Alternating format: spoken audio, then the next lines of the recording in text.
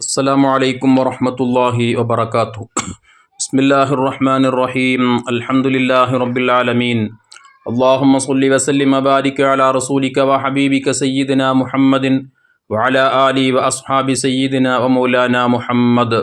നമ്മുടെയൊക്കെ നാടുകളിൽ ഇലക്ഷൻ നടന്നുകൊണ്ടിരിക്കുകയാണ്.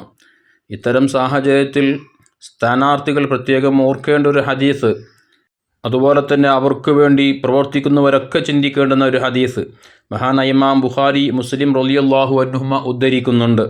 ബഹുമാനപ്പെട്ട അബ്ദുറഹ്മാൻ ബിൻ സമുറ റളിയല്ലാഹു തആല അൻഹുവിനോട് ഹബീബായ മുത്തുനബി സ്വല്ലല്ലാഹു അലൈഹി വസല്ലമ തങ്ങൾ പറഞ്ഞു, യാ അബ്ദുറഹ്മാൻ ബിൻ സമുറ, ഓ അബ്ദുറഹ്മാൻ സമുറ, ലാ തസ്അലിൽ ഇമാറ, നിങ്ങൾ ഒരിക്കലും അധികാരം ചോദിച്ചു വാങ്ങരുത്. അധികാരത്തോട് ഒരിക്കലും ആർത്തി കാണിക്കാൻ പാടില്ലെന്നർത്ഥം. കാരണം ഫഇന്നക ഇൻ വുകിൽത അലൈഹ അൻ മസ്അലത്തിൻ വുകിൽത അലൈഹ, നിങ്ങൾ അധികാരമെങ്ങാനും ജനങ്ങളോട് ചോദിച്ചു വാങ്ങി. നമ്മുടെയൊക്കെ നാടുകളിൽ സ്ഥാനാർത്ഥികൾ ചെയ്യാറുണ്ടല്ലോ, പലവിധ വാഗ്ദാനങ്ങൾ നൽകും, പലവിധ ഓഫറുകൾ നൽകും. ഞാൻ ജയിച്ചു കഴിഞ്ഞാൽ അങ്ങനെ ചെയ്തു തരും, ഇങ്ങനെ ചെയ്തു തരും, അങ്ങോട്ടാക്കും ഇങ്ങോട്ടാക്കും എന്നൊക്കെ പറഞ്ഞ് പല നിലക്കുള്ള ഓഫറുകളും പാവപ്പെട്ട ശുദ്ധരായ മനുഷ്യരോട് ഇവർ വലിയ വലിയ വാഗ്ദാനങ്ങൾ നൽകും. പക്ഷേ ആ അധികാരമെല്ലാം ലഭിച്ച് ഈ പാവപ്പെട്ടവൻ്റെ വോട്ടൊക്കെ വാങ്ങിയവർ അധികാരത്തിലെത്തിയായി കഴിഞ്ഞാൽ പിന്നീട് അവരെ നമുക്ക് കാണാനായി കിട്ടാറില്ല. ഇനി 5 വർഷം കഴിഞ്ഞെങ്കിൽ അവരെ കാണാൻ കിട്ടൂ. ഈ പാവപ്പെട്ടവൻ്റെ വീട്ടിൽ സ്വന്തമായി വീടില്ലാത്തവനായിരിക്കാം, അതുപോലെ തന്നെ മറ്റടിസ്ഥാന സൗകര്യങ്ങളില്ലാത്ത ആളായിരിക്കാം, അതല്ലെങ്കിൽ അവനക്ക് പല നിലക്കുള്ള ആവശ്യങ്ങളുമായി പഞ്ചായത്തിലേക്കും മറ്റുമൊക്കെ കയറിയിറങ്ങുമ്പോൾ അവിടെ ഈ പറയപ്പെട്ട ഇവൻ്റെ സാധുവായ ആളുടെ വോട്ട് അടക്കം വാങ്ങി അവിടെ അധികാരമൊക്കെ സാരയിരിക്കുന്നവൻ ഈ പാവപ്പെട്ടവൻ എന്തെങ്കിലും ആവശ്യമായി പോയാൽ അവനെ തിരിഞ്ഞു നോക്കാത്ത എത്രയോ അധികാരി വർഗങ്ങളെ നമുക്ക് കാണാൻ കഴിയും. അത്തരം ആളുകളെ ഇരുത്തേണ്ടടുത്ത് ഇരുത്താൻ പറ്റിയ വലിയൊരു അവസരമാണ് നമുക്ക് മുമ്പിൽ കൈവന്നിട്ടുള്ളത്. അതുകൊണ്ട് തന്നെ നമ്മുടെ ഈ വോട്ടവകാശം നാം ഉപയോഗിക്കുമ്പോൾ നമുക്ക് സമൂഹത്തിന്, അതുപോലെ നമ്മുടെ രാജ്യത്തിനൊക്കെ എല്ലാ നിലക്കും ഉപകാരമുള്ള ആളെയായിരിക്കണം നാം തിരഞ്ഞെടുക്കേണ്ടത്. അത്തരം ആളുകൾക്കായിരിക്കണം നാം വോട്ട് നൽകേണ്ടത്. എല്ലാത്തവനും ഒരിക്കലും വോട്ട് നൽകിയിട്ട് നമ്മുടെ വിലപ്പെട്ട സമ്മതിദാനാവകാശം നഷ്ടപ്പെടുത്താതിരിക്കാൻ ഉത്ബുദ്ധരായ ഓരോരുത്തരും പ്രത്യേകം ശ്രദ്ധിക്കേണ്ടതായിട്ടുണ്ട്.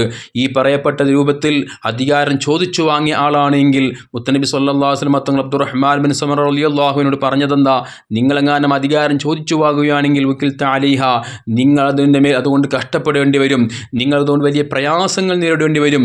ഒരിക്കലും വിജയത്തിലേക്ക് എത്താൻ നിങ്ങളുടെ മോഹന വാഗ്ദാനങ്ങൾ നൽകിയില്ലേ, ആ വാഗ്ദാനങ്ങൾ നിറവേറ്റി കൊടുക്കാൻ നിങ്ങൾക്ക് കഴിയാത്തൊരു സാഹചര്യം വരും എന്ന് ഹബീബ് സ്വല്ലല്ലാഹു അലൈഹി വസല്ലം തങ്ങൾ പറയാ.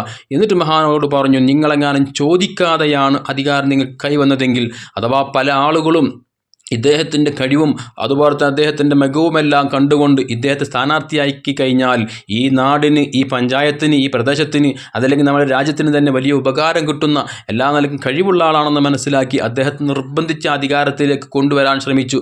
അങ്ങനെ അധികാരത്തിൽ എത്തിപ്പെട്ട് കഴിഞ്ഞാലോ ഒഴിൻത, നിങ്ങൾ സഹായിക്കപ്പെടും.